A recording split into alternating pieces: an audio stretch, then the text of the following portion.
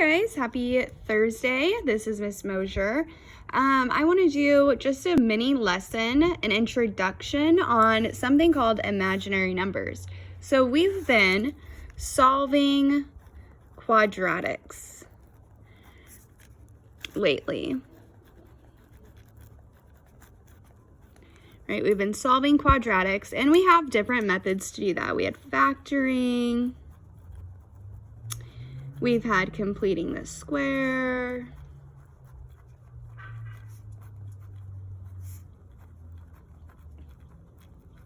The quadratic formula, I'm just going to abbreviate that one, and the square root method. Okay, and this will not happen with factoring, but with these three methods, sometimes your answer looks something like the square root of -25. And up until today, we have then said that this means there are no real solutions, which is true, because -5 squared, that's -5 times -5, that equals +25. And +5 squared is 5 times 5, which is also +25, right? There's no number, because we either have positive numbers or negative numbers. That's it. There's nothing else. There's no number that we could square that would make it a -25. And that is where imaginary numbers come in. Okay, there's no real numbers that could make this happen, but there are imaginary numbers that could make this happen. So I'm going to show you something.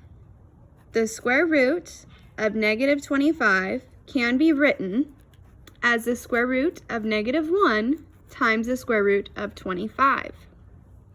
What is the square root of -1? It is imaginary.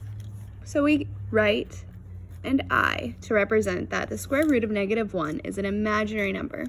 What's the square root of 25? It is 5. So we could write it as I times 5, but it's actually just, proper notation to write it as 5i. So the square root of -25 can be written as 5i. This is not a real solution. This is an imaginary solution. Okay, so let's do another one. Square root of -16.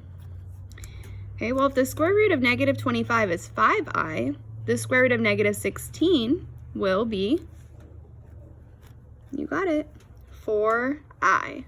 Because 4 times 4 is 16, or the square root of 16 is 4, but it's negative, so it needs an I. It's imaginary. It's not a real number. Let's try another one. Square root of -81. What do you guys think that is?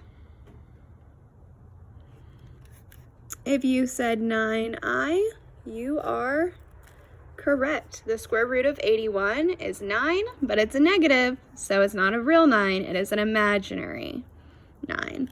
All right, let's do a couple more.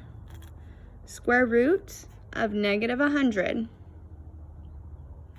It is 10i. Okay, square root of -64. What do you guys think that is? If you said 8i, you are correct. Okay, so this is just our introduction into imaginary numbers. I will be posting another video that talks a little bit more about how I is equal to the square root of -1. Okay, all right.